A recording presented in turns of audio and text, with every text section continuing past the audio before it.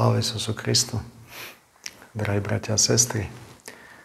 Keď povieme slovo ambasádor, tak sa nám javí v našej mysli konkrétny človek, ktorý je reprezentantom toho či iného štátu, v inom štáte. A je to také možno aj príznačné pre východnú Európu, pre nás, aj tu na východe, ale aj v Slovensku, v Poľsku, v Maďarsku, na Ukrajine. Že sme si tak zvykli, že potrebujeme mať kohosi, kto sa za nás prihovorí, vybaví telefonát, alebo komu si môžeme zavolať, napísať, poprosiť a on sa kdesi tam prihovorí u tretej osoby. A je veľmi pekné aj, že to dnešné evanjelium, ktoré je dnešnú nedeľu, kedy si pripomína celé Slovensko aj Matku Božiu v Šaštine, 7 bolestnú, ale aj včera sme mali sviatok povýšenia svätého Kríža. A tam je veľmi pekne napísané v tom evanjeliu, že Pán Ježiš si všimol pod krížom svoju matku a potom, že pri nej stál aj Ján, učeník, ktorého miloval. A potom hovorí svojej matke, toto je tvoj syn. A zase učeníkovi povedal, toto je tvoja matka. A tak vidíme istým spôsobom, že Kristus všímajúci matku vidí učeníka. A jeho matku prosí, aby sa postarala o učeníka.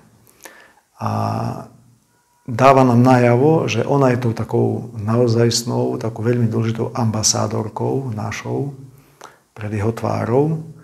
A zase on cez ňu ako keby vybavuje, povedzme, také ľudské veci tu v našom svete.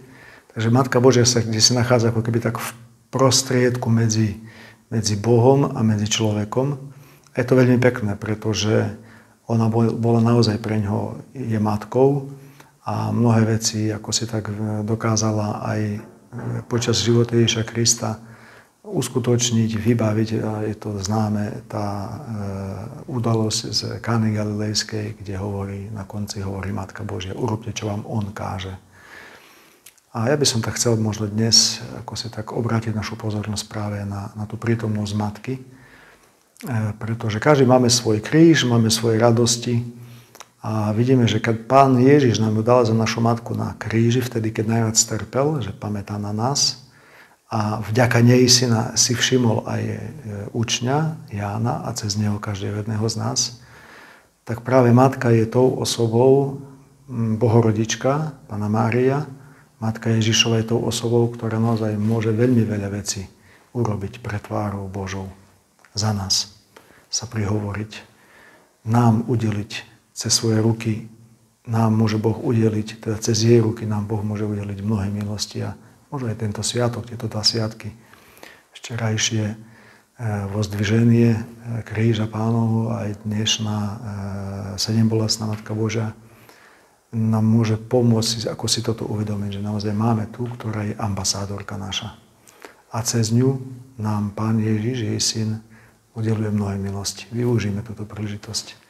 Nezabúdajme na ňu, prosme ju, vťahujme ju do nášho života, do našich dejov, do našich udalostí. Lebo určite nebude nám ľúto, bude nám to len teda na pozitívne akési také obohatenie. Nech ona naozaj bude tou prostredničkou medzi nami aj Bohom a medzi Bohom aj nami.